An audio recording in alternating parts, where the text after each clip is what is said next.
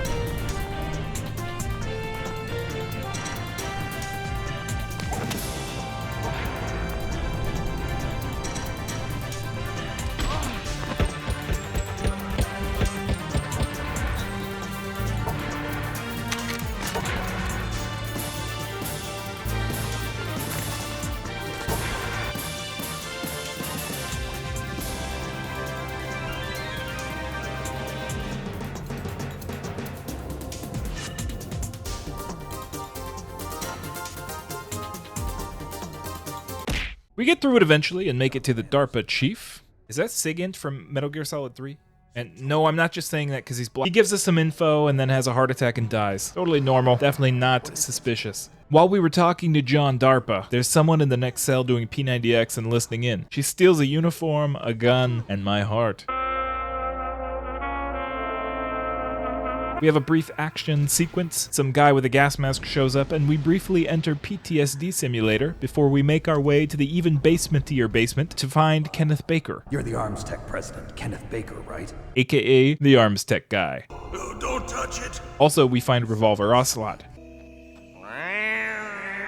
We have the slowest gun battle of all time, and you'll never guess what happens next. What happens next? A. Ocelot says, "You're pretty good." B. Arms Tech guy gets blown up and dies. C. A cyborg ninja named Cyborg Ninja comes out of fucking nowhere and slices off Revolver Ocelot's arm. Or D. A man screeches into the air before running away. If you answered all of the above, well... You're pretty good. What? My hand!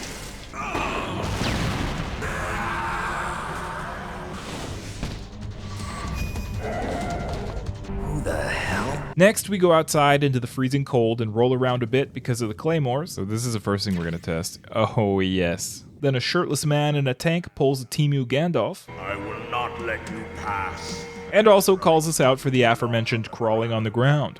You should crawl on the ground like the snake you are. We throw grenades into his tank until it goes boom. He survives, and we just cut forward in time, I guess. We let him get away. Moving on, we enter basement 2 of building 2, and it's Breaking Bad Mexico in here, where we need to shoot a remote-controlled missile. Oh shit, I don't have any of those. So we go back up to basement 1 to grab the rockets. We get caught, and so I hide in the bathroom for a little bit. We get the Nikita launcher and head back down to basement 2. We shoot a few rockets. Okay, all right, let's figure it out. Holy sheesh, that thing goes fast. Until we get the electrical panel. Thread the needle, thread the needle. There we go.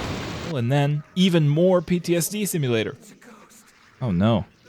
Somebody's going sicko mode.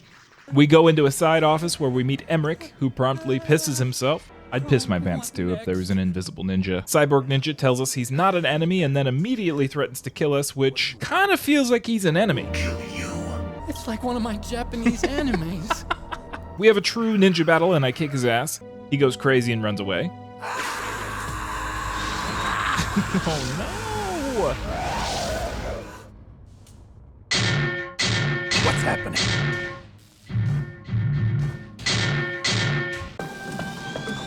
Campbell and Naomi give us a little backstory on Cyborg Ninja and why he's kind of crazy. Turns out, Cyborg Ninja is Gray Fox, a guy we beat up in Metal Gear 2, the game that kind of looks like Super Mario, so hard that he blows up. Moving on, Hal comes out of the closet and he tells us about Metal Gear. He also shows us that he has a state-of-the-art stealth tech suit that he could have used the whole time, and then he tells us that we can find Meryl in the women's bathroom. Where's that? What did Kojima mean by this? We find Meryl. We hit on Meryl. You've got a great butt.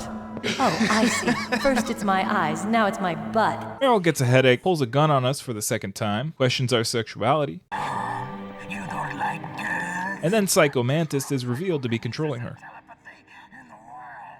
Now, I'm playing on PC, so the novelty of this fight didn't really work, but I could imagine that this would have been amazing back in the day. Basically, Psycho Mantis can, quote, read your attacks until you put your controller into port 2. He can also read your memory card and make little comments about the games you played. Anyway, we destroy the statues and take him down fairly easily after figuring out what the hell was going on. We get the Psycho Mantis tragic backstory that I don't think we needed, and then we move on to what I would consider the worst area in the entire game. Meryl shows us the way through the minefield, and as punishment for me cheating, Meryl gets shot in the legs. Oh, and the arms. It's okay though. This fight isn't too bad. It just requires the sniper rifle that I definitely picked up.